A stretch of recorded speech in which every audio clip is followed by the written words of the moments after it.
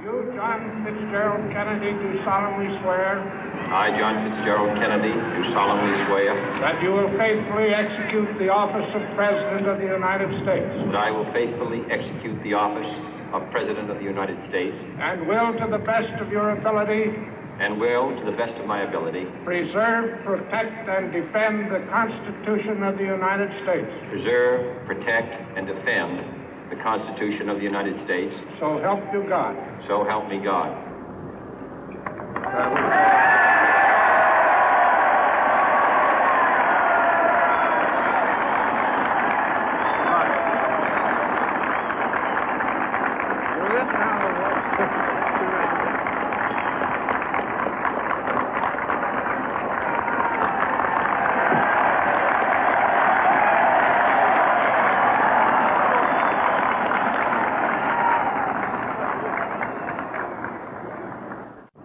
Vice President Johnson, Mr. Speaker, Mr. Chief Justice, President Eisenhower, Vice President Nixon, President Truman, Reverend clergy, fellow citizens. We observe today not a victory of party, but a celebration of freedom, symbolizing an end as well as a beginning, signifying renewal as well as change. For I have sworn before you and Almighty God the same solemn oath our forebears prescribed nearly a century and 3/4 ago. The world is very different now, for man holds in his mortal hands the power to abolish all forms of human poverty and all forms of human life. And yet the same revolutionary beliefs for which our forebears fought are still at issue around the globe. The belief that the rights of man come not from the generosity of the state, but from the hand of God. We dare not forget today that we are the heirs of that first revolution. Let the word go forth from this time and place to friend and foe alike that the torch has been passed to a new generation of Americans born in this century, tempered by war, disciplined by a hard and bitter peace, proud of our ancient heritage, and unwilling to witness or permit the slow undoing of those human rights to which this nation has always been committed and to which we are committed today at home and around the world.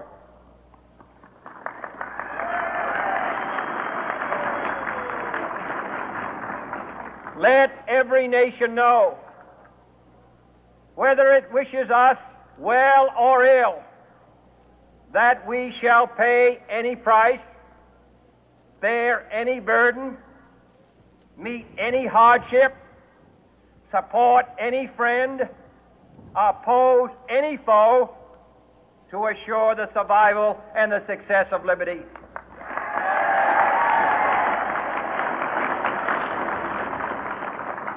This much we pledge and more. To those old allies whose cultural and spiritual origins we share, we pledge the loyalty of faithful friends. United, there is little we cannot do in a host of cooperative ventures. Divided, there is little we can do, for we dare not meet a powerful challenge at odds and split asunder. To those new states whom we welcome to the ranks of the free, we pledge our word that one form of colonial control shall not have passed away, merely to be replaced by a far more iron tyranny. We shall not always expect to find them supporting our view, but we shall always hope to find them strongly supporting their own freedom, and to remember that in the past, those who foolishly sought power by riding the back of the tiger ended up inside.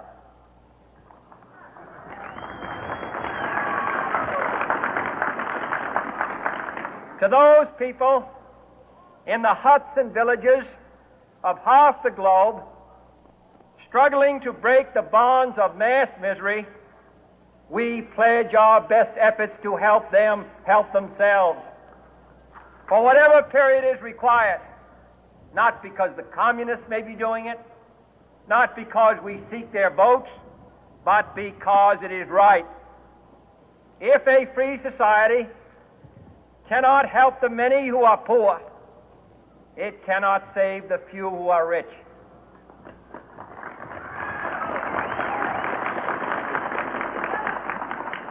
To our sister republics south of our border, we offer a special pledge to convert our good words into good deeds, in a new alliance for progress, to assist free men and free governments in casting off the chains of poverty.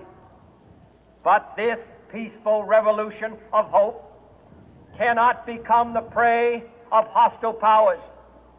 Let all our neighbors know that we shall join with them to oppose aggression or subversion anywhere in the Americas.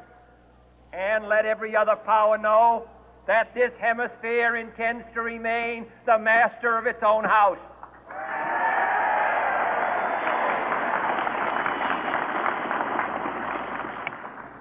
To that World Assembly of Sovereign States, the United Nations, our last best hope, in an age where the instruments of war have far outpaced the instruments of peace, we renew our pledge of support to prevent it from becoming merely a forum for invective, to strengthen its shield of the new and the weak, and to enlarge the area in which its writ may run.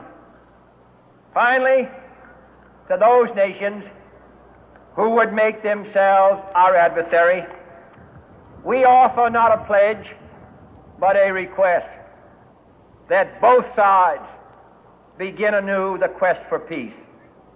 Before the dark powers of destruction, unleashed by science, engulf all humanity in planned or accidental self-destruction, we dare not tempt them with weakness, for only when our arms are sufficient beyond doubt can we be certain beyond doubt that they will never be employed.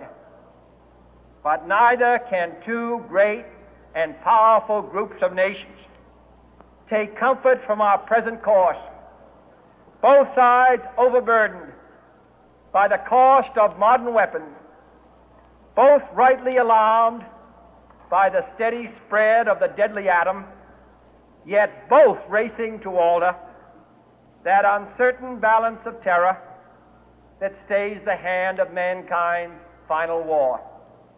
So let us begin anew, remembering on both sides that civility is not a sign of weakness, and sincerity is always subject to proof. Let us never negotiate out of fear, but let us never fear to negotiate.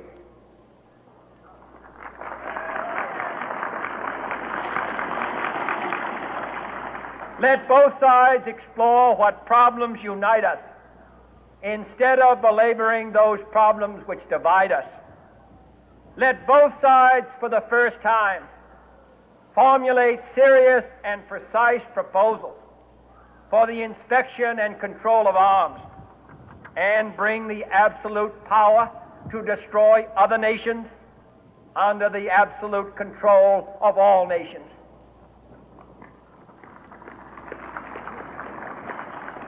Let both sides seek to invoke the wonders of science instead of its terrors. Together, let us explore the stars, conquer the deserts, eradicate disease, tap the ocean depth, and encourage the arts and commerce. Let both sides unite to heed in all corners of the earth the command of Isaiah to undo the heavy burden and let the oppressed go free. And if a beachhead of cooperation may push back the jungle of suspicion, let both sides join in creating a new endeavor, not a new balance of power, but a new world of law, where the strong are just and the weak secure and the peace preserved. All this will not be finished in the first 100 days, nor will it be finished in the first 1,000 days, nor in the life of this administration, nor even perhaps in our lifetime on this planet. But let us begin.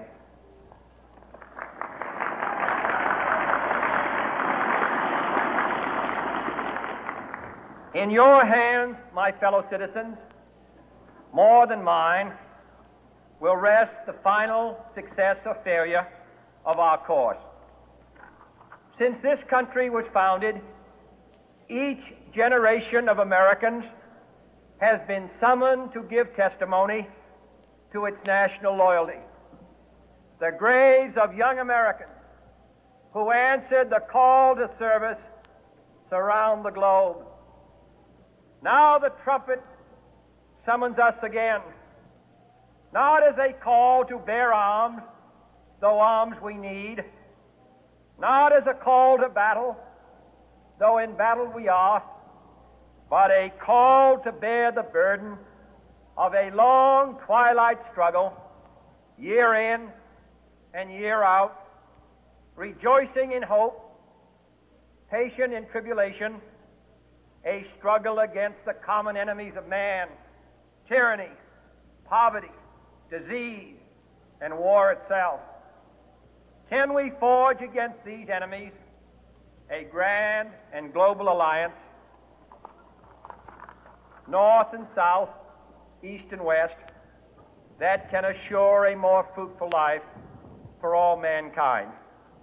Will you join in that historic effort?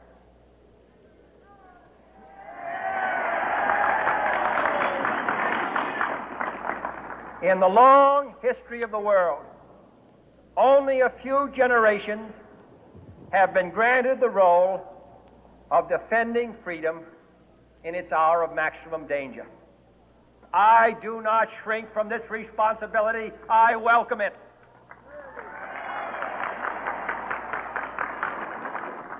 I do not believe that any of us would exchange places with any other people or any other generation. The energy, the faith, the devotion which we bring to this endeavor will light our country and all who serve it. And the glow from that fire can truly light the world. And so, my fellow Americans, ask not what your